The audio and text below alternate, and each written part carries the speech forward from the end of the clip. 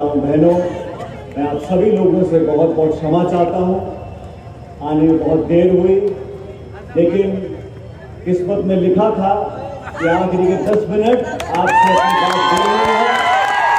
मेरे साथियों, आज सुबह जयपुर से जोधपुर गए, जोधपुर से मैं अजमेर गया, अजमेर से मैं नांदेड़ आया। वहां जाके पता पड़ा कि शाम हो गई और हेलीकॉप्टर से नहीं जा सकते। लेकिन मैंने अमित जी को बोला, मैंने कहा मुझे लातूर आना है, चाहे मैं बैलगाड़ी में आऊं, और आज मैं आपके बीच में आया हूं आपसे निवेदन करने के लिए, आग्रह करने के लिए कि लोकसभा के चुनाव महाराष्ट्र और पूरे देश में होने जा रहे हैं। अपने अपने उम्मीदवारों के लिए सब दल, सब पार्टी, सब नेता वोट मांग रहे हैं। मैं भी अपने सारे काम छोड़कर आज आपके बीच में आया हूं, आपसे निवेदन करने के लिए, गुजारिश करने के लिए, आग्रह करने के लिए। ये लोकसभा के चुनाव इस प्रदेश और राष्ट्र की तकदीर को तय करेंगे। आने वाले 5 साल तक इस मुल्क की क्या दिशा होगी, क्या दशा होगी, इसका निर्णय, इसका चयन आप सब लोगों को करना है। 5 साल पहले जो सरकार बनी थी वो हमारे सामने, हम सब कांग्रेस पार्टी के लोग चुनाव हारे थे, विपक्ष में बैठे थे। हमने कहा जनता जनार्दन है, आपने जिसको आशीर्वाद दिया उसको शासन करने का मौका मिलना चाहिए। आज 5 साल पूरे हुए, मैं सवाल करना चाहता हूं केंद्र की सरकार से। आपको पूरा बहुमत मिला, पूर्ण बहुमत, 30 साल के बाद पूर्ण बहुमत की सरकार दिल्ली में बनी।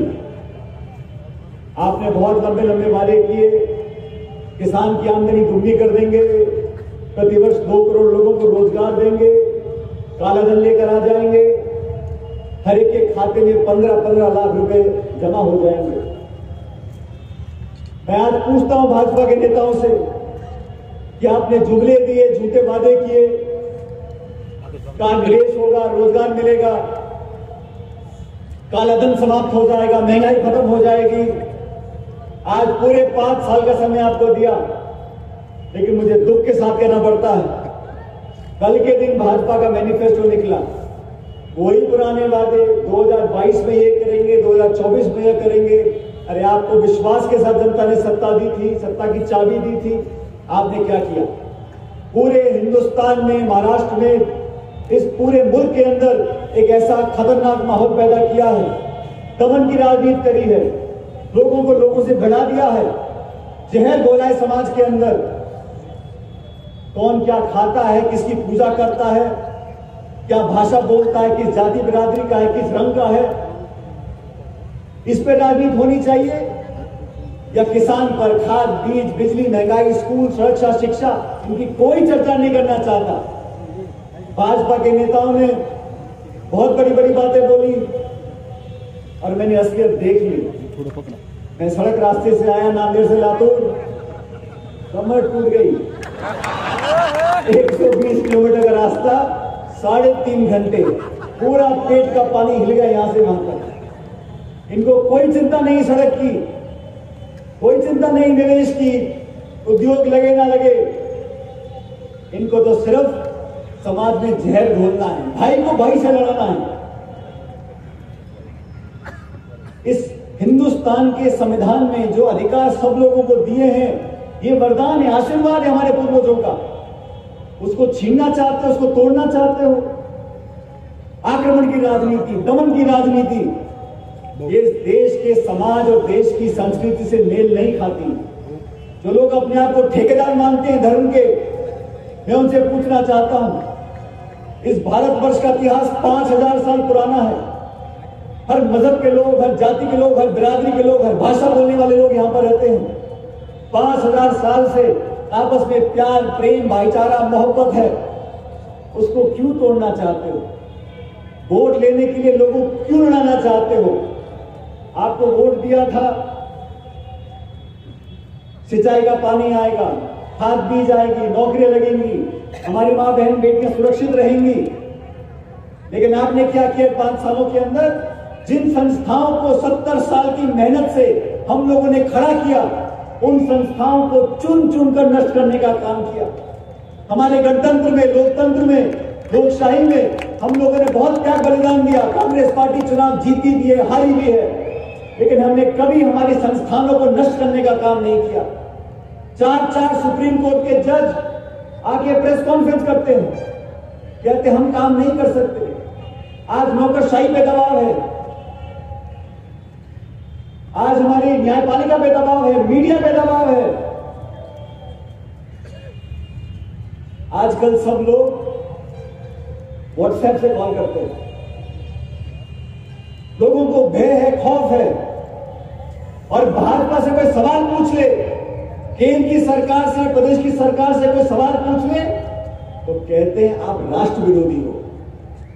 मैं मोदी जी से, अमित शाह से कुछ पूछ लूं कि नौकरियां कहां हैं, निवेश कब होगा, तो कहते हैं आप राष्ट्र विरोधी हो, आप देशद्रोही हो, आप पाकिस्तान चले जाओ। अरे क्यों जाए पाकिस्तान? ये देश हमारा है। देशभक्ति के नाम पर, राष्ट्रवाद के नाम पर आप वोट नहीं ले सकते।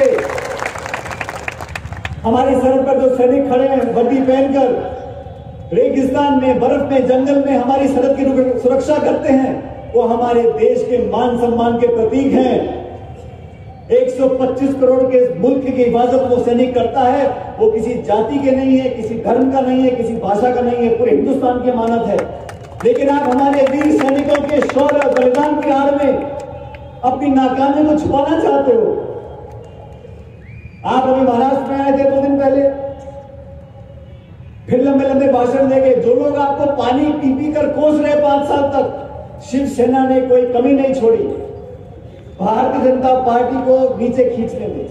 लेकिन सत्ता का लालच है, फिर जाके हाथ जोड़ के खड़े हो गए, एक मंच पर आ गए। विपक्ष की पार्टियां गठबंधन कर दे तो कहते हैं महामिलावट है। और आप पूरे देश भर में हाथ जोड़ जोड़ के लोगों को अपने साथ जोड़ रहे हो। नीतीश कुमार जी की बिहार में 2 सीटें थी, उनको 17 सीटें दी। उद्धव ठाकरे जी ने ऐसा कोई शब्द नहीं बचा शब्दकोश में जो मोदी जी के खिलाफ इस्तेमाल नहीं किया 5 साल तक। लेकिन जब चुनाव आया, सत्ता जाती दिखी तो सबसे हाथ मिला लिया। मैं साथियों आप लोगों से करबद्ध निवेदन करता हूं कि आज कांग्रेस पार्टी के उम्मीदवार जीत कर जाएं, कांग्रेस सत्ता में आए, ये बहुत जरूरी नहीं है। लेकिन इस देश के अंदर हमारी आवाज बुलंद रहे, लोकतंत्र मजबूत रहे। कोई भरोसा नहीं है, ये लोग दोबारा जीत गए तो आगे चुनाव होंगे भी नहीं होंगे, किसी को मालूम नहीं है। ये सब कुछ कर सकते हैं। हमारे स्वतंत्रता को आज चुनौती है। महाराष्ट्र के लोगों से, लातूर के लोगों से कहना चाहता हूं, ये वो जिला है, ये वो प्रदेश है। आज मैं विलासराव देशमुख जी को याद करता हूं, उनके साथ मुझे काम करने का मौका मिला। विलासराव के मुख्यमंत्री रहे, केंद्रीय मंत्री रहे, समय से पहले उनको हमारे बीच से जाना पड़ा। लेकिन ये जिले के विकास में जो काम उन्होंने किया, और आज हमारे भाई अमित जी कर रहे हैं आप लोगों के सामने। फिलहाल पाटिल साहब स्पीकर रहे, मंत्री रहे, हमारे साथ काम किया, हमारे बड़े बुजुर्ग हैं, आदरणीय हैं। इन सब लोगों ने त्याग, तपस्या, समर्पण भाव से महाराष्ट्र की, लातूर की सेवा करी है। और आज इनके कहने पर राहुल गांधी जी के हाथ मजबूत करने का दायित्व आप लोगों के ऊपर है। ये जिला कांग्रेस का गढ़ था, कांग्रेस का गढ़ है और कांग्रेस का गढ़ रहेगा। ये जिम्मेदारी लोगों की है। मतदान का दिन 18 तारीख को वोट पड़ेगा। अभी 10 बजने वाले हैं, 1-2 मिनट बचे। मैं तो इतनी दूर से चलकर आया हूं आप लोगों से आग्रह करने के लिए और आप लोगों का विश्वास लेने के लिए। हमारे उम्मीदवार को जिताना है, हाथ का बटन है, इस बटन पर दबाना है। दोनों हाथ खड़े कर मुझे बता दो कि लातूर से कांग्रेस पार्टी लाखों वोट जीत जाएगी। मैं जब लातूर आया हूं,